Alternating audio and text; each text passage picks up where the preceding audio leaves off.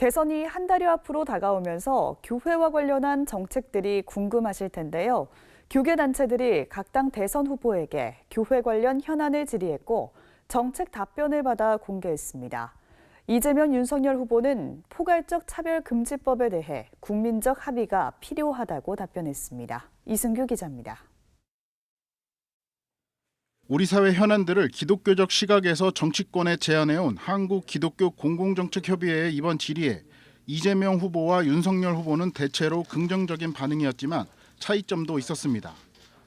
먼저 생명 존중의 날을 국가기념일로 제정하자는 한국기독교공공정책협의회 제안에 이재명 후보는 생명 존중 문화 확산과 국가기념일 제정 취지에 적극 찬성 입장을 밝히면서 세월호 유족회가 4월 16일을 안전사회의 날로 제정하자고 주장하고 있다며 생명을 경시하는 세태의 여러 가지 문제점을 포함해 협의하겠다고 덧붙였습니다.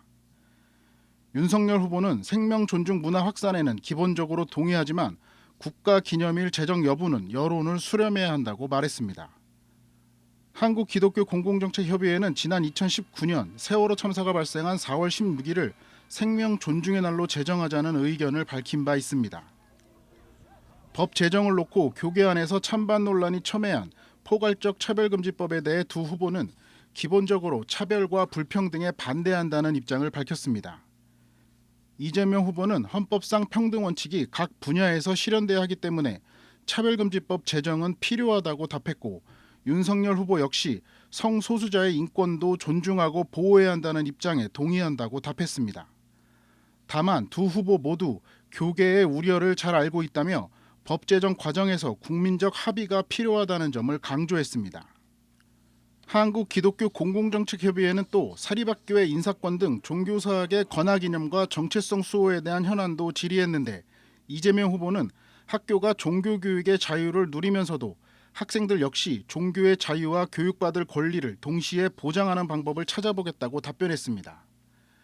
윤석열 후보는 사학 운영의 중심축인 학생 모집권, 인사권 등을 침해하는 것은 사학의 자율성을 근본적으로 무너뜨리는 것이라고 했습니다. 종전선언과 평화협정, 북한의 비핵화 실현에 대한 질의에서 이재명 후보는 종전선언과 평화협정 체결은 든든한 한미동맹과 국민의 지지가 필요하다며 북한 인권 문제와 관련해서도 이전 정부와 달리 적극적으로 제기하고 풀어나갈 생각이라고 답했습니다. 윤석열 후보는 남북 평화체제에 기본적으로 동감한다면서도 북한의 약속 이행이 담보되지 않는 이상 일방적인 지원은 안 된다는 입장을 밝혔습니다. 갈수록 심각해지고 있는 초저출산 극복 정책과 아동 돌봄청 신설에 대한 질의에 이재명 후보는 돌봄 시설을 획기적으로 늘려 온종일 돌봄 체계를 구축하는 등 보육의 질을 높이겠다며 사각지대 없는 촘촘한 보육 서비스를 제공하도록 노력하겠다고 말했습니다. 윤석열 후보는 출산과 보육의 책임은 국가의 당연한 의무라며 교계에서 제안한 다양한 정책들이 검토될 수 있도록 노력하겠다고 말했습니다. 한국기독교공공정책협의회가 질의한 현안은 이 밖에도 근대 종교문화지원 보존법 제정, 알코올, 마약, 도박 등 중독 예방과 치료에 관한 법률 제정, 기부문화 활성화 정책, 재난상황 대비 민간 위기관리 시스템 구축, 유사종교 피해 방지 및 구제에 관한 법률 등입니다.